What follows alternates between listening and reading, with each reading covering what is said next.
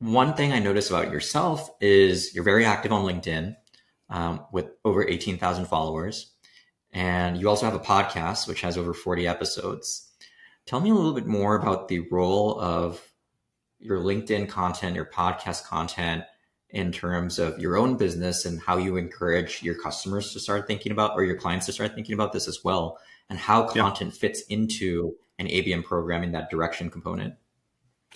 Great question. From the super highest level, I'm going to walk through actually all 4Ds on LinkedIn.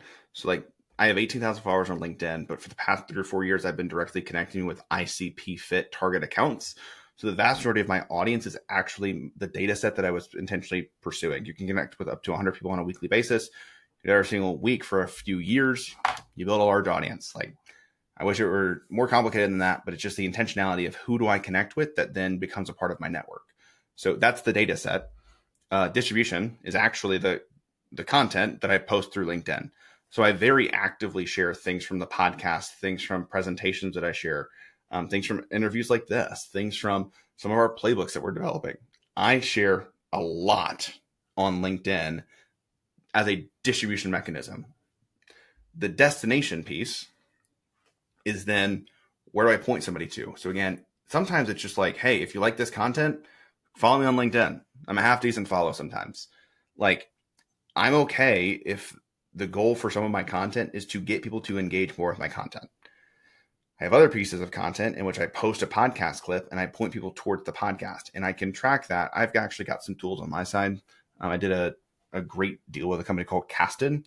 So if somebody is existing in my CRM, I can actually see the number of episodes and downloads that they've done on individual podcast episodes. So I actually have podcast attribution using a tool called Casted. And as long as they're in my CRM, I can actually track that. So again, there's actually directional tracking on people that have been to my show that are part of the people that I'm trying to work with.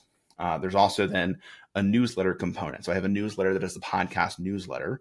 And I have over 1,000 subscribers on that after just a couple of months of promoting that.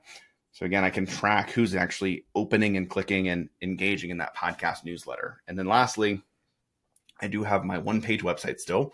I'm in the process of adding more pages to it, but I can see the days that I have spikes and I can see what accounts are hitting the website. And as long as, again, everything for me was built on HubSpot. So if I have that contact in my existing CRM, which I have used some other tools to actually export my entire LinkedIn following into my CRM, they're not marketing contacts, but I can track them based on their engagement with my website and my podcast.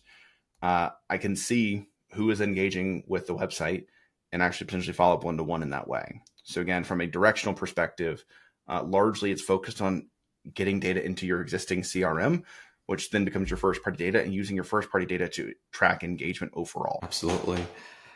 And I think that's the part, to your point earlier, I think that's the part where a lot of companies are missing out in terms of understanding the value of giving the people you're reaching out to a reason to engage with you, right?